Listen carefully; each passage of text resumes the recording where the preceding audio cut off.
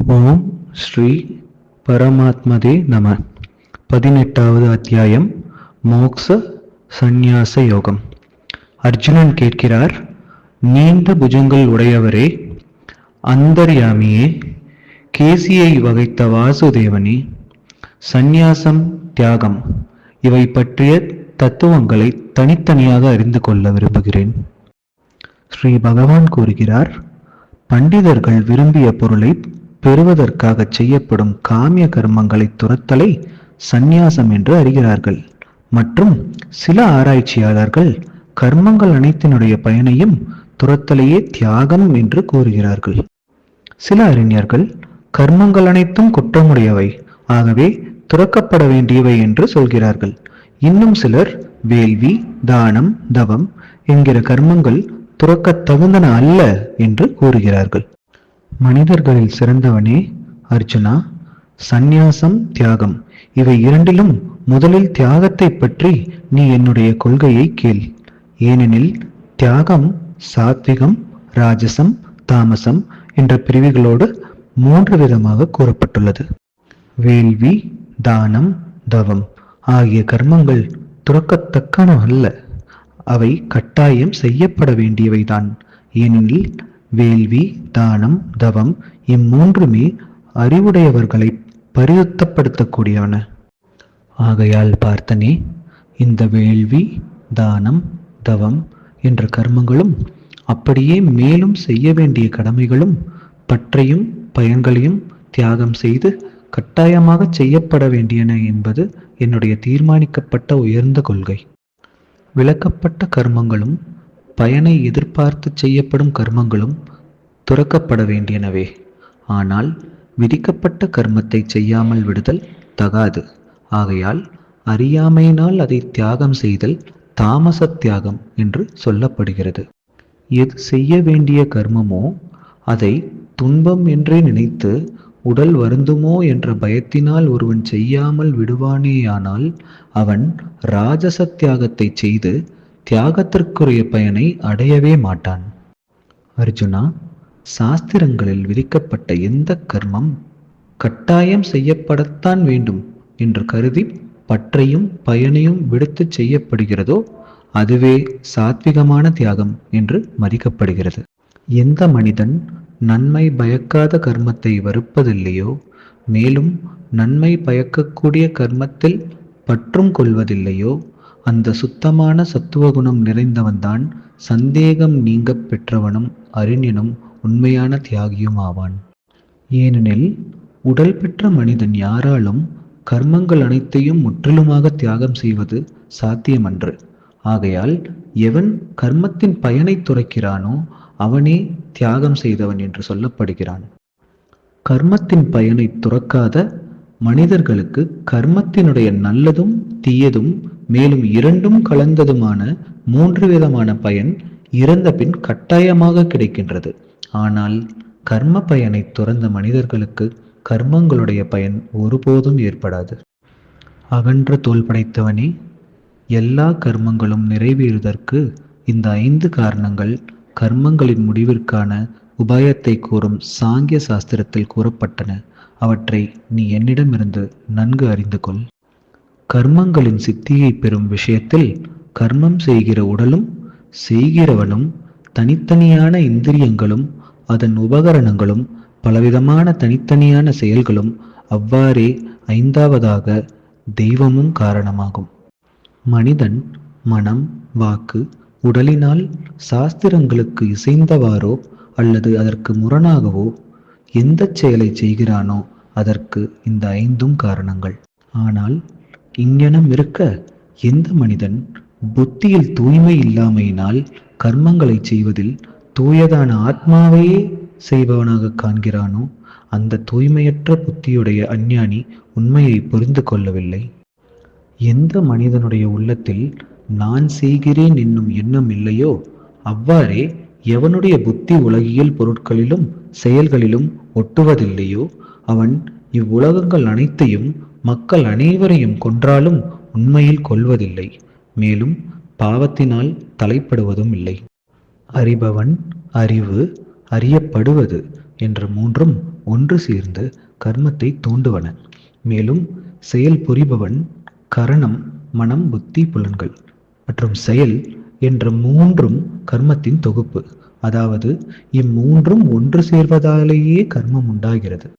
குணங்களின் எண்ணிக்கையை கூறும் சாங்கிய சாஸ்திரத்தில் ஞானமும் செயலும் செய்பவனும் குணங்களின் வேற்றுமையினால் மும்மூன்றாகவே சொல்லப்படுகின்றன. அவற்றையும் நீ என்னிடமிருந்து உள்ளவாறு கேட்டுக்கொள்.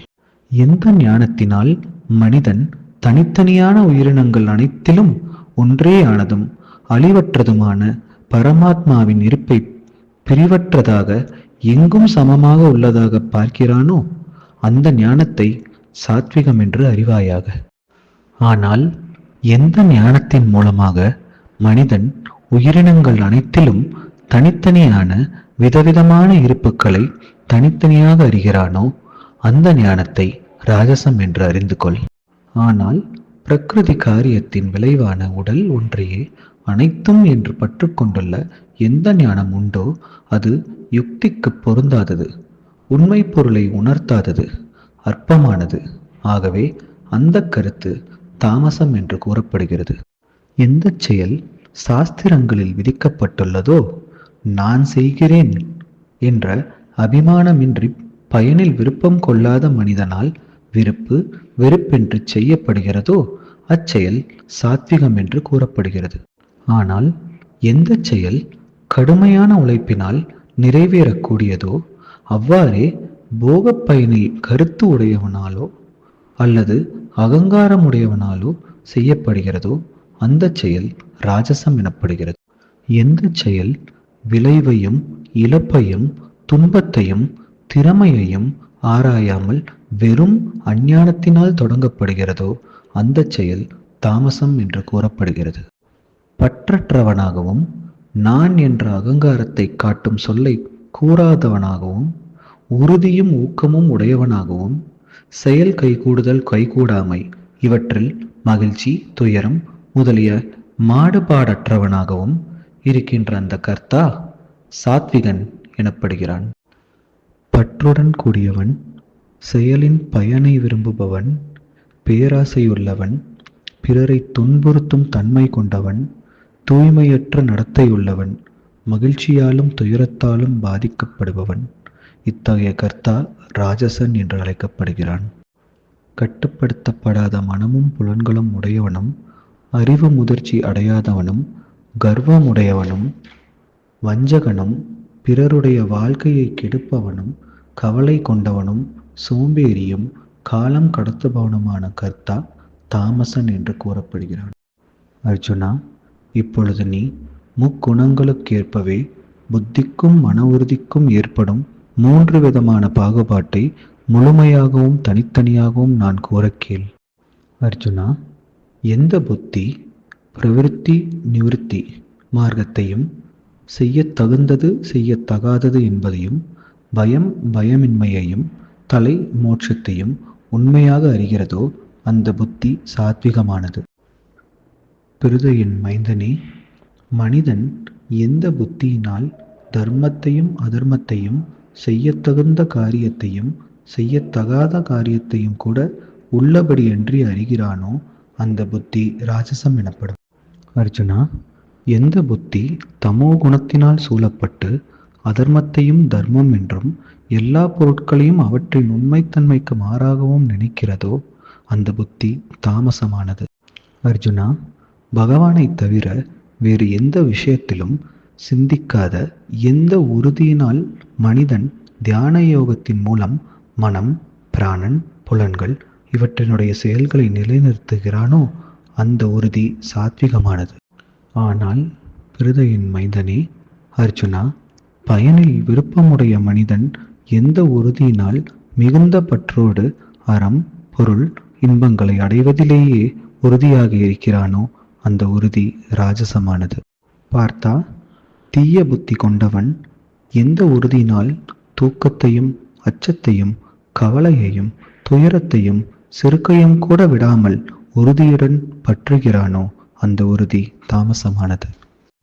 பரத குலச்செம்மலே, இப்பொழுது 3 விதமான சுகம் பற்றியும் நீ என்னிடம் கேள்.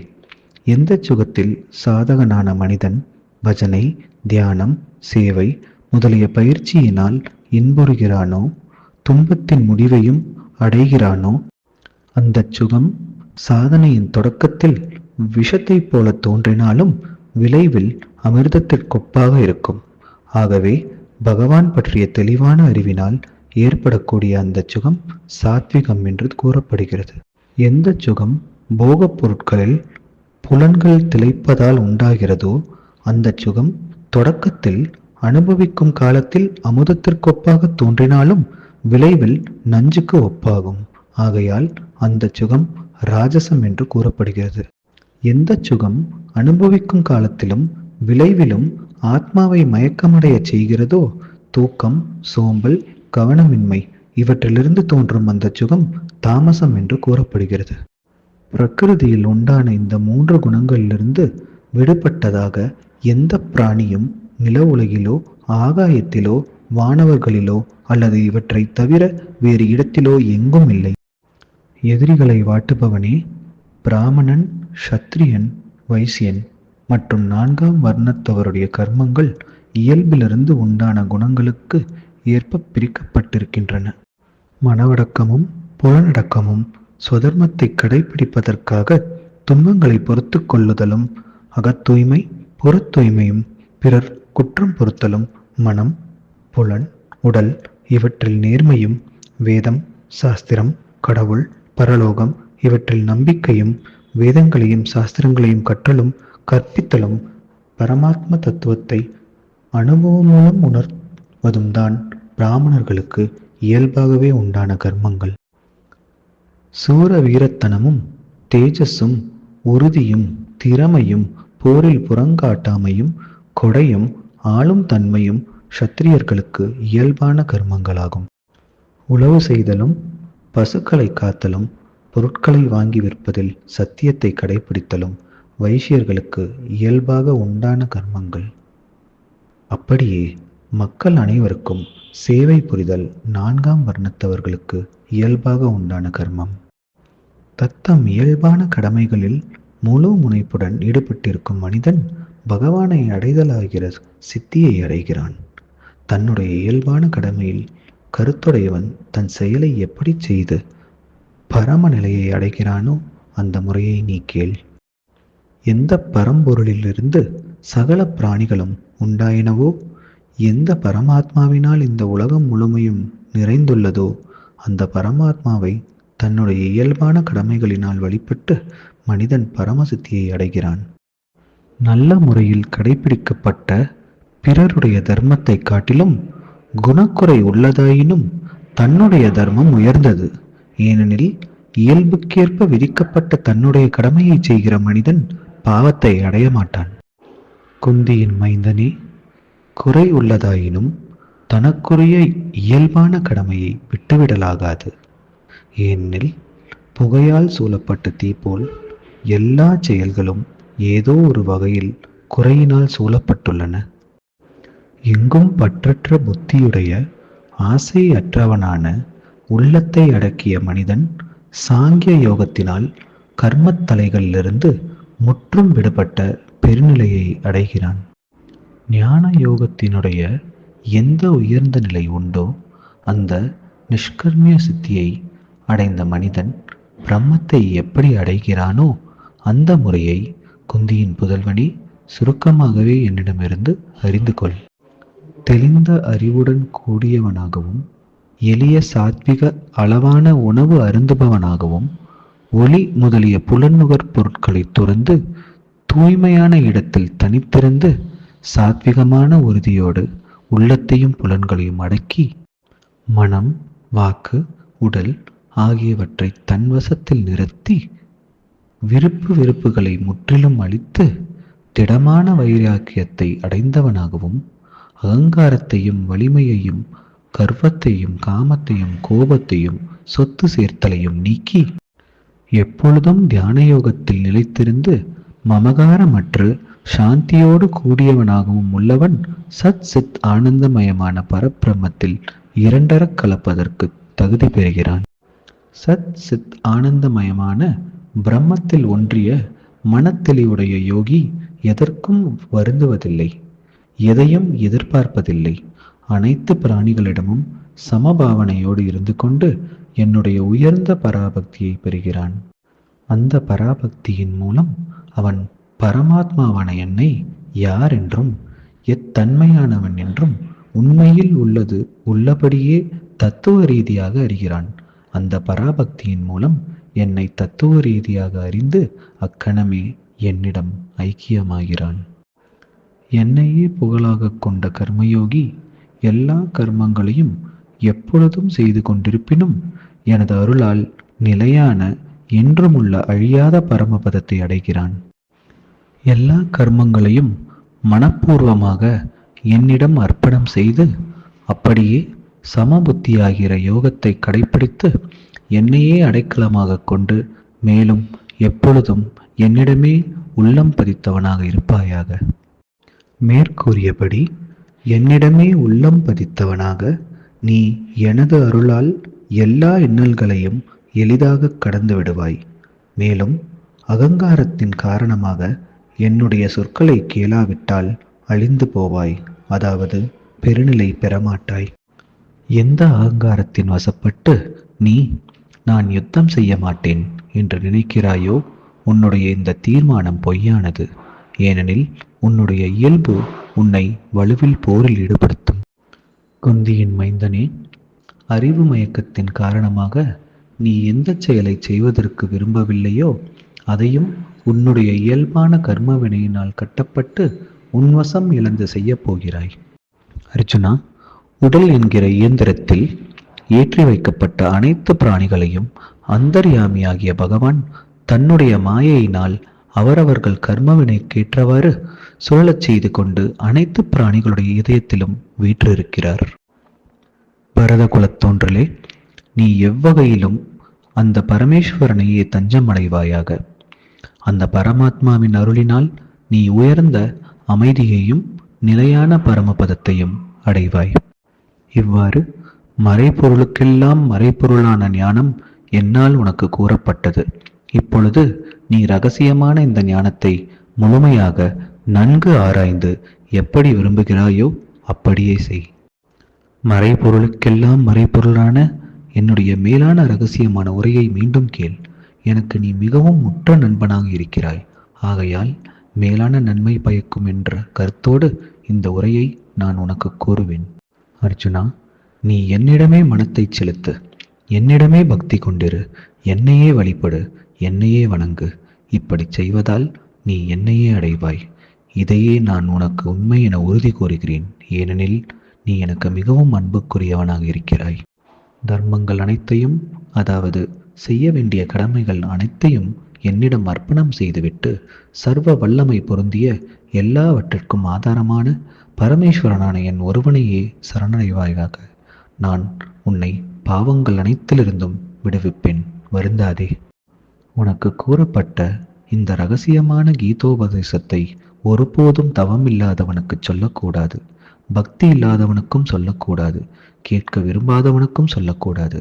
எவன் என்னிடம் குறை காண்கிறானோ அவனுக்கு ஒரு பொழுதும் சொல்லக்கூடாது. எந்த மனிதன் என்னிடம் உயர்ந்த பிரேம பக்தியை செய்து இந்த உயர்ந்த இரகசியமான கீதா சாஸ்திரத்தை என்னுடைய பக்தர்களுக்கு சொல்வானோ அவன் என்னையே அடைகிறான். இதில் சந்தேகமில்லை. அந்த பக்தனை காட்டிலும் எனக்கு மிகவும் பிரியமான காரியத்தை செய்யக்கூடியவன் மனிதர்களில் வேறு எவனும் இல்லை.